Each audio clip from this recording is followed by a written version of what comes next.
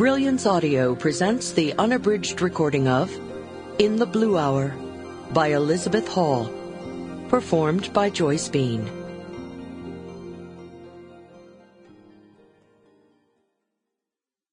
Prologue. The night waited.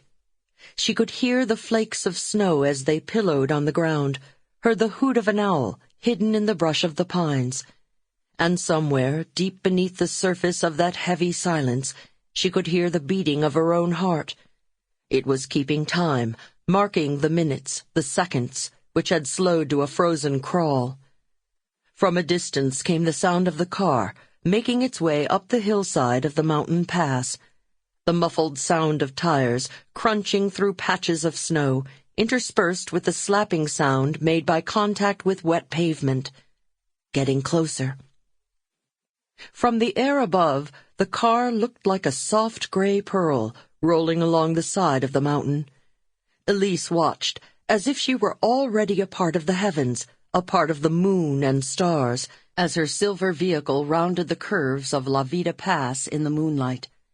She could see patches of snow sticking to the ground. The trees were coated with thick white icing. Fat flakes continued to fall, a thick blanket, tucking in the world like a mother would her child. The sky was a deep gray black, the color of midnight on a moonlit night. Clouds scuttled across the landscape, and for moments at a time the moon would disappear altogether. Fingers of fog reached out from the canyons, snaking their way across the road, obscuring the sight of the silver car as it traveled. Then the fog would shift, the moon would find its way out again, and the soft light cast a sea of jewels on the snow, lighting the ice on the highway like diamonds. Pale light glittered on the roof of the car as it negotiated the turns of the frosty pass.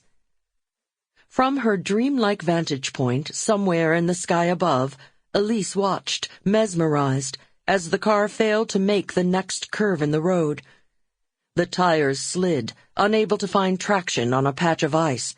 The car glided sideways, sliding to the edge of the road, and in one smooth motion skated off the side of the mountain.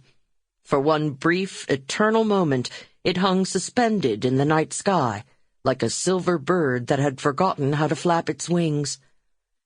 Then the car dipped and curved slowly to the canyon below. Clouds moved to block her view, but Elise could hear the sound of the vehicle crashing against... Sample complete. Ready to continue?